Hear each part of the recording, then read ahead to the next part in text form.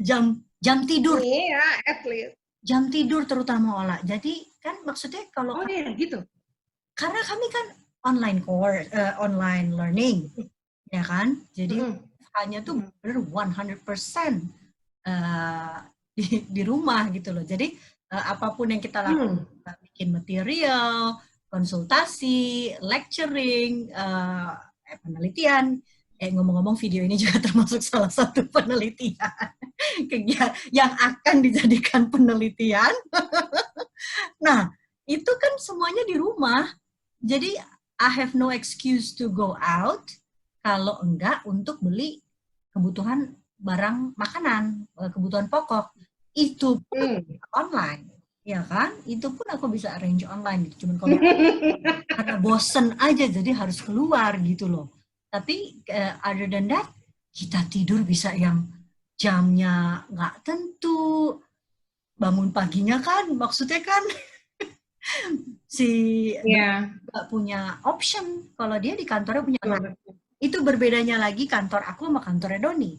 Kantor Doni 100% masih on. Mungkin kayak kedutaan. Oh ya? 100% on? Nggak ada WFH?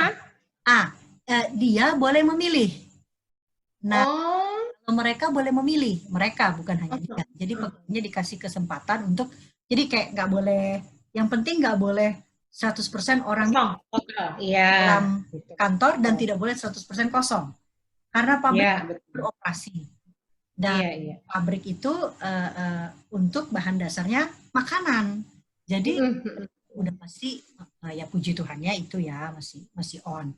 Tetapi artinya jamnya dia juga relatif fleksibel gitu loh. Jadi aduh dua-duanya tidur malam. Malam dan pagi. Kalau Ola kan tadi bilang harus jam 8 gitu. Masih jam 8 gitu tenggo itu harus ada kantor. Itu kan per 1 Juni ini sih. Jadi waktu di Thailand itu akhir Maret mereka berlakukan emergency decree. Jadi situasi darurat. Negara dalam situasi darurat.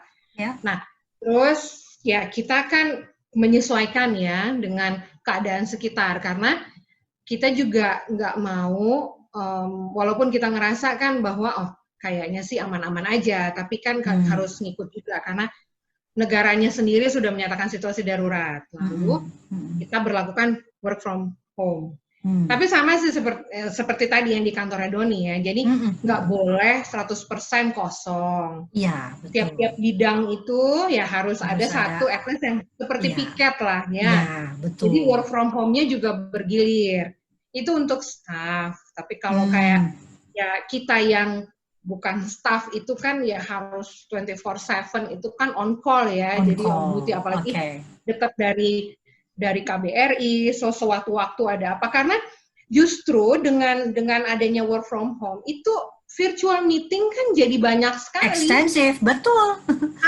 Sometimes tuh bisa jam berapa? Bertabrakan gitu ya pagi itu ada 2 atau 3 bahkan sehari bisa 5 gitu itu kan jadi cuma mungkin yang bagus sih ya maksudnya begini pada saat paling enggak semua kegiatan itu walaupun tidak berhenti total, but slowing down kan.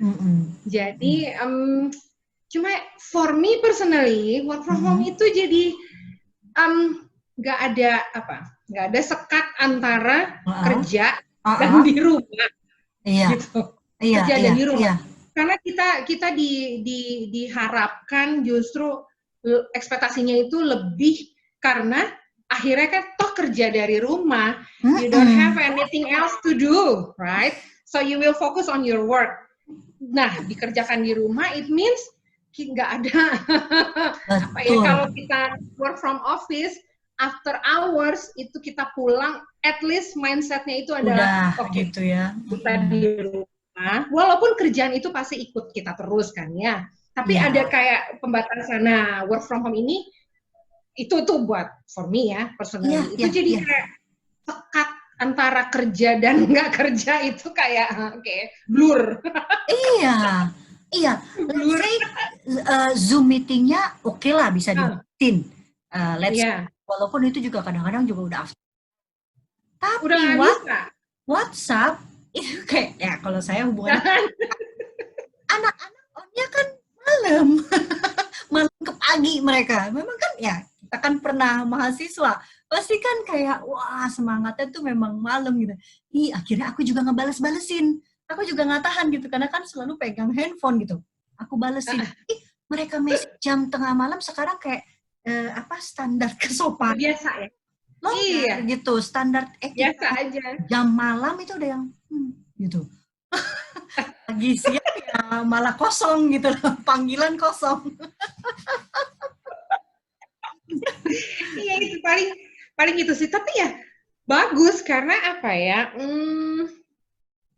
Kita nggak pernah nyangka sih ya ada COVID yang bisa secara dia kayak memutarbalikan semua. Betul. Akhirnya jadi seperti ini. Even sekarang aja kita udah mulai, kalau di Bangkok itu kan memang udah hampir sebulanan itu kan new cases juga udah tinggal 1 digit, terus hampir juga tidak ada kasus-kasus kematian yang untuk COVID-nya ya.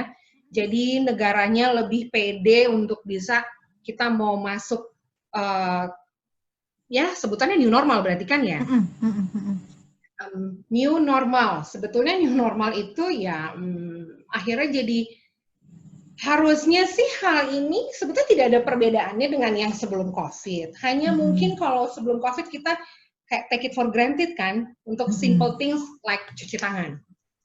Kan simple things tuh, cuci tangan. Nah sekarang itu mungkin akan lebih hati-hati, lebih awareness-nya sih lebih tinggi. Ya kan? Seperti itu sih. Cuma kalau di Thailand ini mereka disiplin. Nah, gimana tuh disiplin? Oh, masker ya? Masker. Ya, jadi dari masih, maksudnya dua bulanan yang lalu itu waktu mulai dari situasi darurat, lalu kita ada jam malam di sini, jam 10 sampai jam 4 pagi, jam 10 malam sampai jam 4 pagi. Itu maksudnya apa jam malam itu?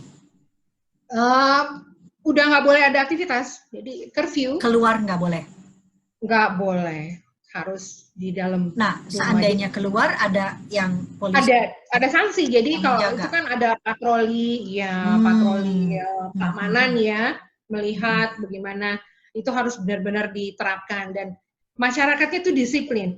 Even misalnya kita di sini kan masih ada ya 7-Eleven, mungkin kayak di Indonesia Alfamart atau Indomart itu masuk udah tanpa masker itu nggak boleh masuk. Dulu ya, maksudnya ini masih 2 bulan yang lalu. Jadi waktu pada saat masyarakatnya mau mulai adjusting dengan pakai masker. Awalnya kan masker dipakai bagi orang yang sakit. Kalau di Thailand itu mereka malah kampanyenya justru harus bermasker. Jadi dari awal tuh udah dalam segala aktivitas semua mau sehat mau sakit itu harus. Terus yang mesti pakai hand sanitizer. Jadi di sini sih nurut ya. Olah lihatnya begitu ya, maksudnya kayak mereka semuanya.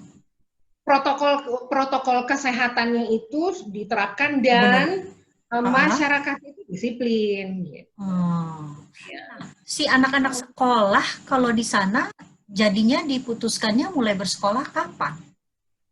Mungkin dalam sebulan ini mungkin ya, karena ini kan jadi mulai dari yang Maret berlaku situasi darurat itu kan mall, sekolah itu kan semua berhenti gitu ya kegiatan. Jadi mall tutup, sekolah juga pembelajarannya via online. Terus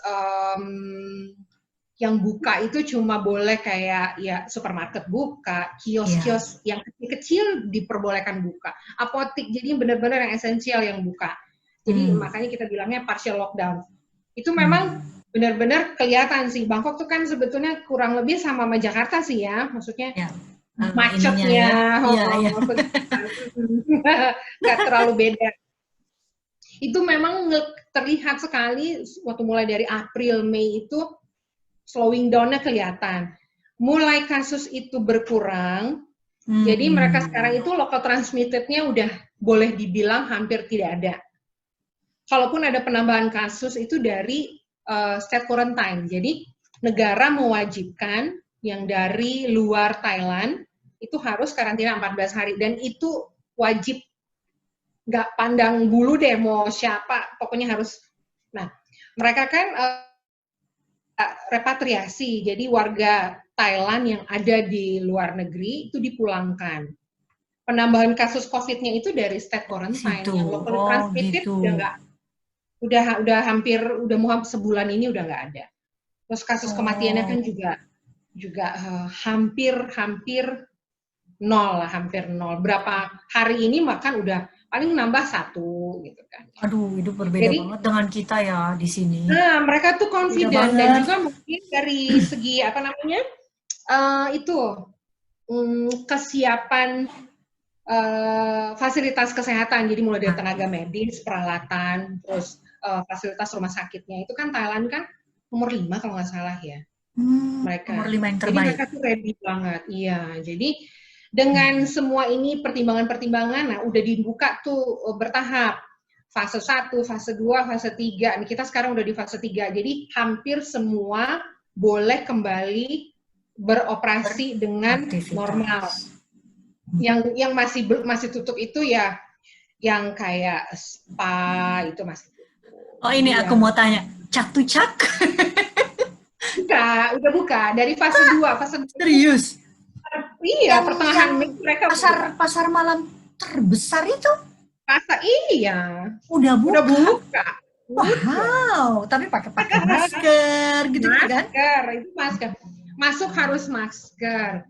Terus mereka itu sekarang harus ada aplikasi. Jadi kita setiap masuk kemanapun, mau mall, mau toko itu harus ada namanya Taichana ya. Jadi kita scan barcode. Kalau untuk maksudnya masuk dan keluar.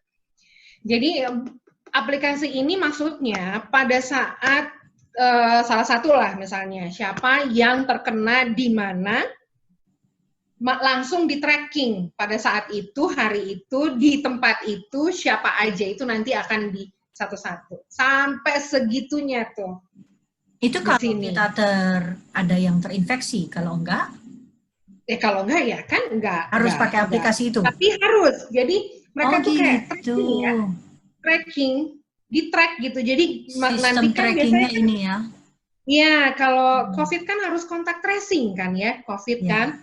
Misalnya terkena di mall A, di toko mana dia habis dari itu nanti ke tracking semua. Berarti nanti pada saat yang bersamaan di hari itu paling enggak langsung kan kelihatan dibuka di aplikasi mungkin ya bayanganku sih seperti itu. Siapa-siapa aja nanti akan dikontak berarti.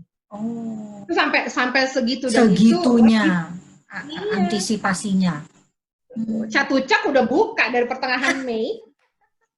Aku baru 1 kali ke Bangkok dan yang terkesannya dengan itu pasar apa sih istilahnya 1000 market ya? Iya, jadi ini memang besar sekali kan. Besar sekali, apa aja ada, ya kan? Yes.